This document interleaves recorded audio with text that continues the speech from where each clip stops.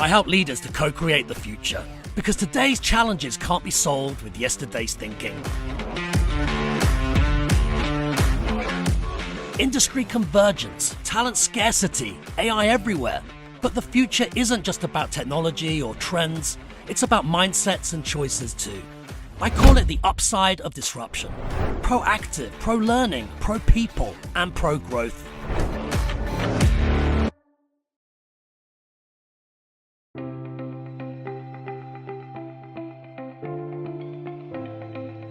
I wrote The Upside of Disruption because I feel that as humans, we crave the comfort of certainty. And this happened in my own life. I had my whole life mapped out in a very linear way. And then I was involved in a serious accident and I had to confront a lot of new realities. The biggest takeaway from my book is that we always overestimate the risk of doing something new, a new way of working, a new way of thinking, a new assumption about the world. But we always underestimate the risk of standing still. And I believe in this age of volatility, when today is the slowest it will ever be, not taking a risk is a risk.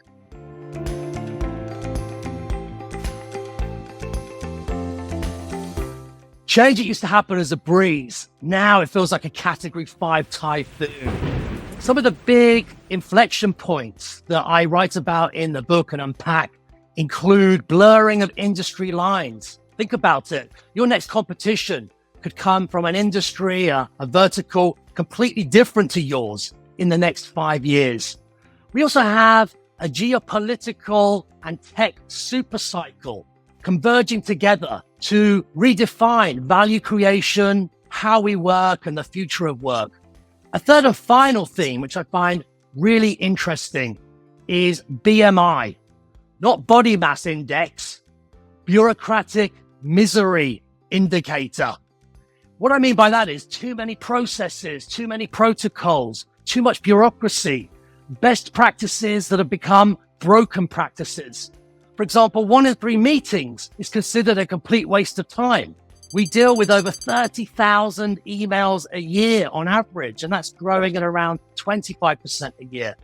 And so the point is we're drowning in information, we're drowning in bureaucracy, and that's a tax on agility, that's a tax on speed, that's a tax on innovation. So these are 2 or 3 really hyper-relevant themes that I think are keeping leaders around the world awake at night.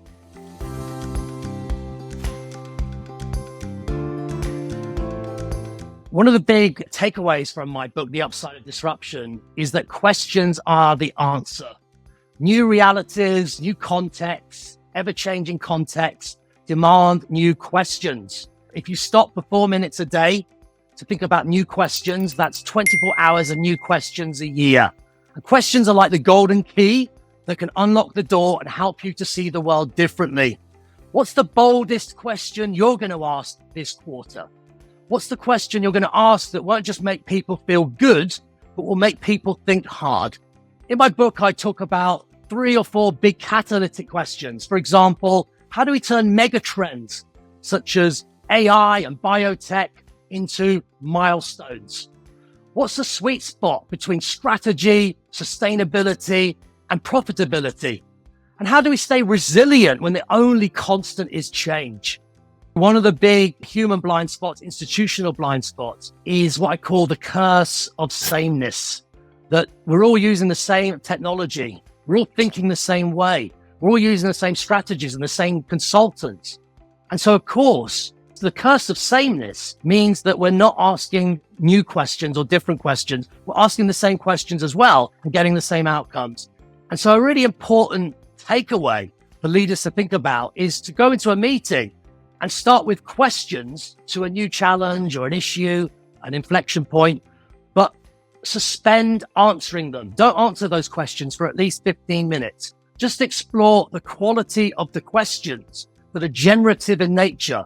And then after the 15 minutes, come together collaboratively, pick 2 or 3 different questions that haven't been asked before that make you feel, that shift your framing, that shift your perspective.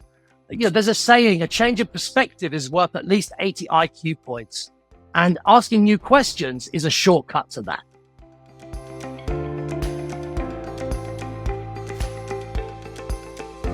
couple of months ago, I was in San Francisco working with a client. I decided to test a Waymo driverless car because as a keynote speaker or at the intersection of AI and disruption and human sustainability, it's important to model curiosity as well, which I define as the gap between what we know and what we want to know. And of course, as we evolve and mature, often that gap gets smaller and smaller. So taking courage leaps into the future, experimenting is really important. So I ordered this driverless car, and as I stepped into it, a few other pedestrians were staring at me. I saw one mime, WTF, as I got into the car. And yes, it took courage to do that. And it was incredible how intuitive this driverless car was. And the point of the story was, I don't think this is the age of disruption. This is the age of wonder. This is the age of possibility. The future has already happened. Cars that can drive themselves, robots capable of everything from advanced manufacturing to complex surgery. The potential is limitless. We start to think about AI and reframe it differently.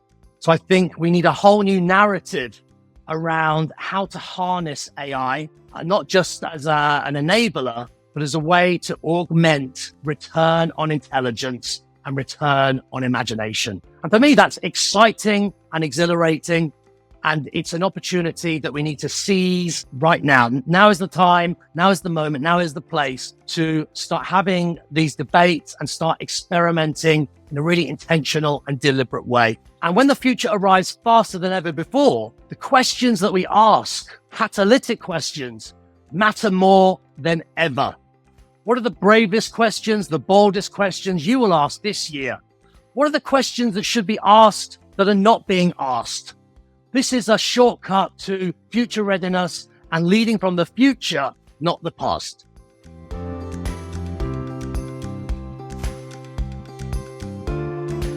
Leadership today is broken, and the numbers tell the story. Research at my think tank, Hat Future Lab, shows that 2 out of 3 teams say that they're overmanaged and under-led. 2 out of 3 people say they haven't received feedback in more than 6 weeks. And 2 out of 3 people say that they don't get to put their highest skills to work in their job. And that's crazy. So I wrote the book, The Upside of Disruption, to equip leaders of today and leaders of tomorrow with the mindsets, the tools, the strategies to harness uncertainty as a tailwind for laser-like focus, strategic courage, and value creation, but also not just to focus on profit maximization, but to prioritize human maximization in the age of AI and algorithm and possibility.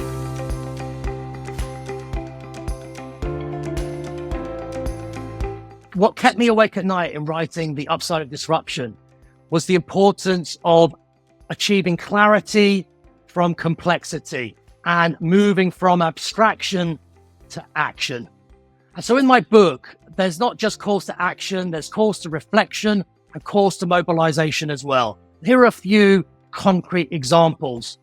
Number 1, good leaders learn, great leaders unlearn. In the book, I unpack practical tools to create a culture of humility, which I define as the curiosity to learn and the courage to unlearn.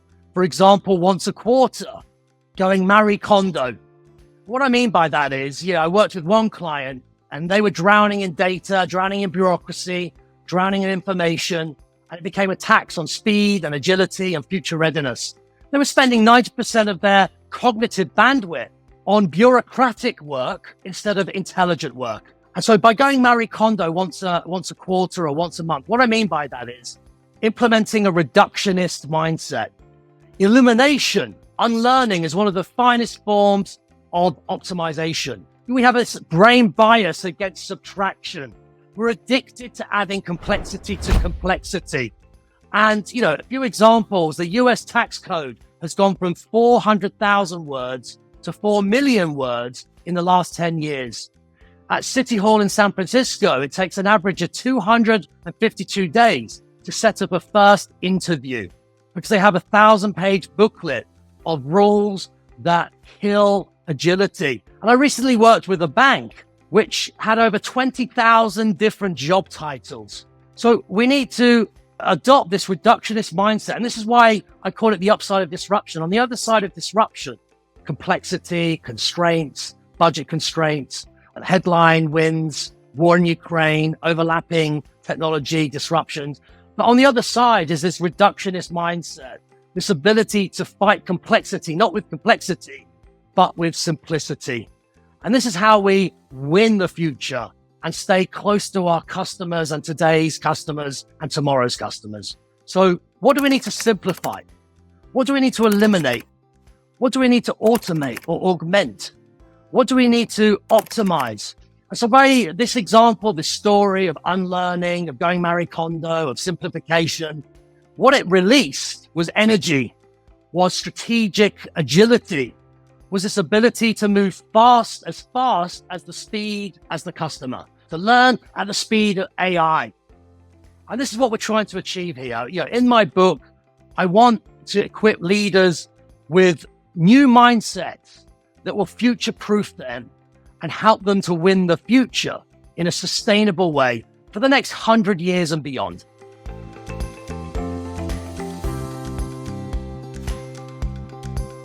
So I have a great partnership with MIT Solve. MIT Solve is an initiative at MIT, and its mission is to scale generations of solvers. The truth is today's challenges can't be solved with yesterday's thinking and yesterday's mindsets. And new contexts demand new ways of thinking. Is this scary? Yes, it is. Is this exciting? Yes, it is. MIT Solve's mission is to identify courageous thinkers and doers around the world with great scalable solutions to some of the biggest existential challenges we face as a species. For example, climate risk. For example, illiteracy. For example, urbanization. And so every year, MIT Solve holds an ideas festival where entrepreneurs and innovators are invited from around the world to pitch their ideas to some of the world's most urgent and pressing challenges. And the best pitches get investment to scale those solutions in a sustainable way. What I love about my involvement with MIT Solve is the opportunity to work with the next generation of thinkers and doers. It's a source of inspiration. For example, a young lady called Emma Yang, and her grandmother was diagnosed with Alzheimer's, a terrible disease. In fact, every 7 minutes, somebody is diagnosed with Alzheimer's, according to the World Health Organization. Emma Yang, being a very analytical person, decided to create an app called Timeless, which uses geotagging, facial recognition, AI, to help the grandmother stay connected to her memories. She's now received over $1 million worth of investment, and Timeless is going global. And this is what I'm talking about. This age of AI is an age of possibility. Imagine how much it would cost to scale an app 10 years ago, even 5 years ago. Millions of dollars. Today it can be done with a couple of $1,000s, and that cost is dropping to zero. In this age of possibility, the only limit will be your imagination.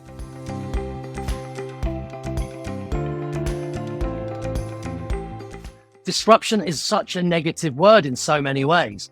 But actually, I want to reframe this word disruption. When you think of the word disruption, it also means change, opportunity, possibility. Disruption can mean learning and growth. And the key point here is that disruption always comes packaged as risk and reward. Risk and reward travel in the same elevator. My point is, when this is the slowest it will ever be in our lifetime, this is when AI will be the slowest it will ever be in our lifetime. Disruption is the norm. Business models decaying faster, ways of working being replaced at light speed. And so if we don't adopt this kind of self-disruption mindset in a constructive way, really courage over comfort, curiosity over conformity. When you adopt this mindset of curiosity, which is a source code for self-disruption, what it means is we embrace ideas, we embrace possibilities that challenge the status quo. When we default to a conformity mindset or a comfort mindset, we inadvertently reject ideas that challenge the status quo. And that leads to inertia or stasis or stagnation. And so the point of the book is this is a source code for vitality, long-term vitality. It's a source code for long-term sustainability, not just sustainable business models, but sustainable work and sustainable opportunities.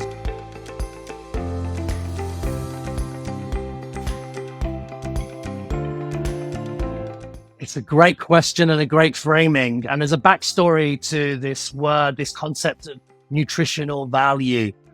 A couple of months ago, I attended a seminar that was led by Thomas Heatherwick, an industrial designer, famous for some great works, including the vessel in Hudson's Yard and the island near Chelsea in New York. And what was really interesting about Thomas Heatherwick's speech was he spoke about this idea of nutritional value.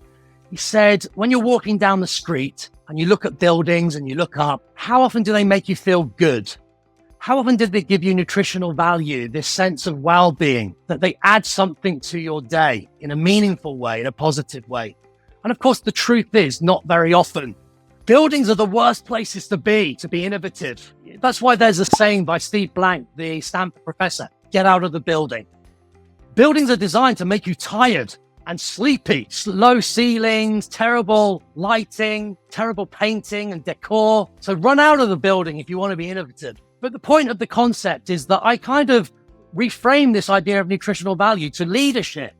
I ask myself, how often as leaders do we create nutritional value? For example, we spend far too much time as leaders on transactional work in the week rather than transformational work.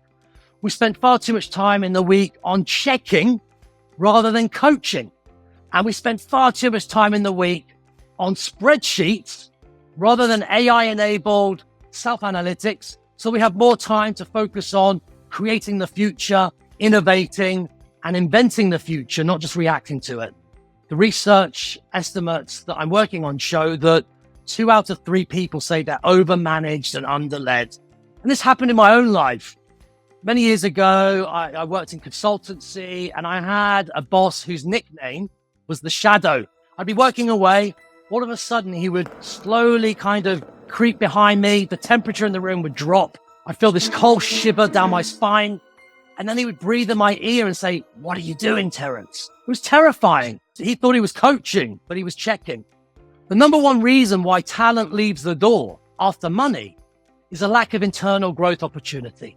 And 83% of people say they believe that the competition or opportunities are better outside of the company that they're working in. We also know that the pandemic was an accelerant for many things, but also 2 out of 3 people are in continuous job search mode. 2 out of 3 people are rethinking their purpose, why they do what they do. And so nutritional value is a big deal because on the other side of disruption is opportunity and possibility to reject some of the always done ways that are broken and to start rethinking how can we create really healthy, human-led, AI-enabled cultures where we thrive and where we get ROI, not just return on investment, but return on intelligence and return on imagination.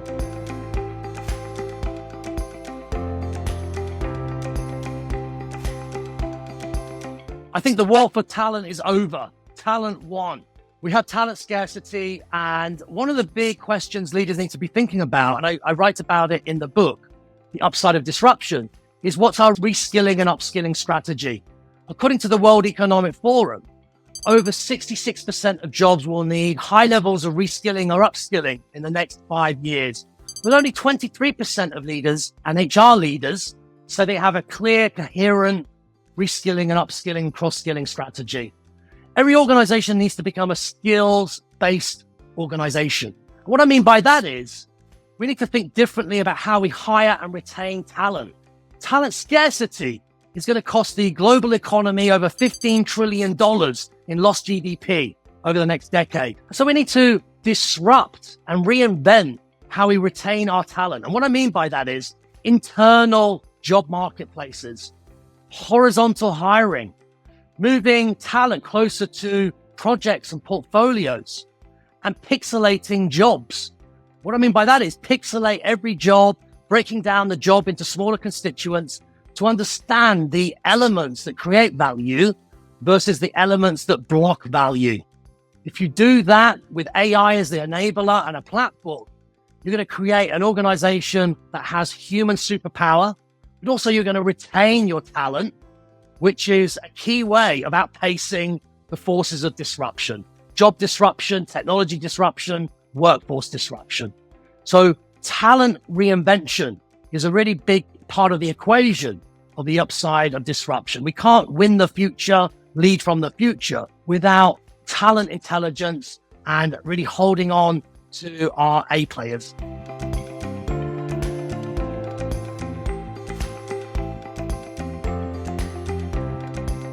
Money is the currency of transactions. Trust is the currency of future readiness. And what I mean by that is when trust is high, so ecosystems of trust, trust in people, trust in the marketplace, trust in tech, trust in talent, ideas travel faster and the costs and barriers and constraints go down.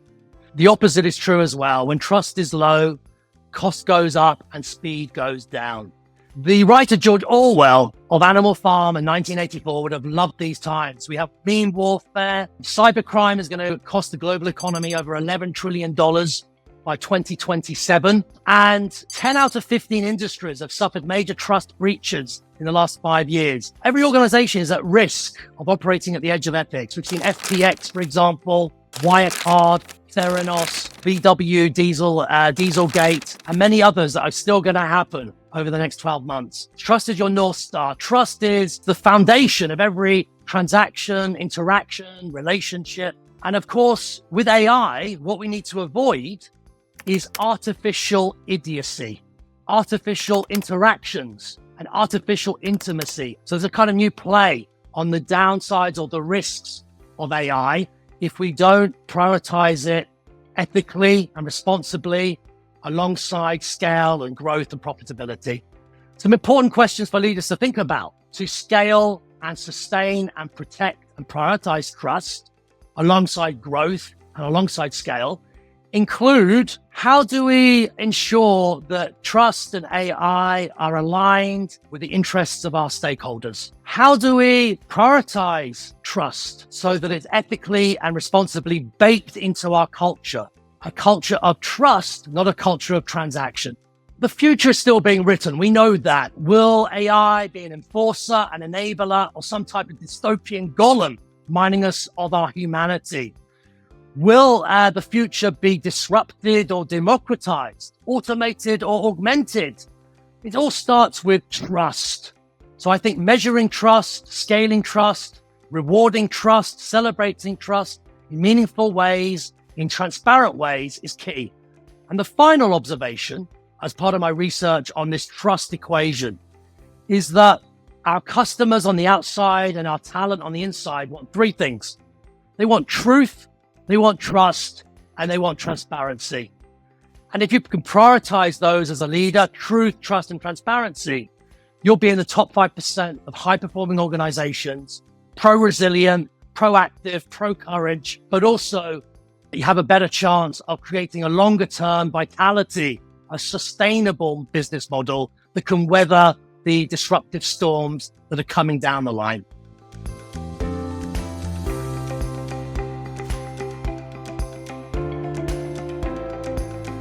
The DARE Leadership Test is a central part of the Upside of Disruption, my new book. And what it does is unlock billion-dollar mindsets. What I mean by that is, what are our billion-dollar beliefs, our billion-dollar mindsets? That's defined as a clear-eyed conviction. For example, sustainability, decarbonization, AI, customer centricity. These are billion-dollar beliefs and billion-dollar mindsets. And when you prioritize them and bring them to life in a visible and visceral way, that gives you an edge. A big point of the book, my book, The Upside of Disruption, is this is not just about the individual. It's about we, not me. It's about collective intelligence, collective mindsets, cross-pollination. That's the best way to outpace the forces of disruption and to lead the future in an inclusive, responsible, ethical way. This is not about hero leadership or hero worship. This is about how do we scale these leadership behaviors horizontally and vertically so everybody is leading themselves. That's the way that I envisage the future of leadership. So the DARE model stands for 1, data, leading at the speed of AI and leading with AI as a co-strategist, a co-pilot, a co-creator. Number 2 is agility. And what I mean by that is unlearning. Good leaders learn, but great leaders unlearn. Every organization talks about agility, and the word agile is mentioned 1,000 times a quarter in earnings calls. But only 18% of organizations, according to Hack the Future, say that they are fully agile. Growth creates complexity, but complexity kills growth. And so unlearning, rejecting some of the old ways of doing, old bureaucracy, routine ways of working, meetings that no longer function, creates new energy, new bandwidth, new strategic readiness. So number 2 is agility. Number 3 is risk. Not taking a risk is a risk. And finally, number 4 of the DARE framework is evolution. What I mean by that is embracing continuous perpetual evolution. One of the words I love is henka. It takes its inspiration from nature. It's a Japanese word, and it means perpetual state of beta, learning for today, reimagining for tomorrow. And that's what E stands for in the DARE framework, evolution, embracing this perpetual state of humility and evolution. What a great way to stay future ready.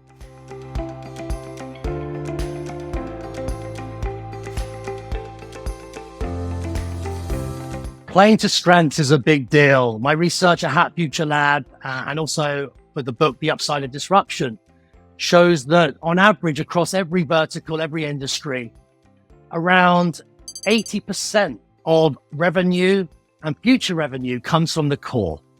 So that's important. Protecting the core, optimizing the core, raising the efficiency of the core. Number 2, though, is moving into adjacent markets. And that's around 16% of revenue, current revenue or future revenue. So we've got the core, we've got adjacent, and then the final source of growth is breakthrough. New projects, new profit pools, new business models. And so that also creates an innovator's dilemma that we can end up over allocating attention, resources, time, budget to today's business model at the expense of tomorrow's business model. I would suggest 3 strategies. Number 1, ask yourself the question, in the last 12 months, what new business models, new platforms, new customers have we created? And the key metric would be revenue outside of the core.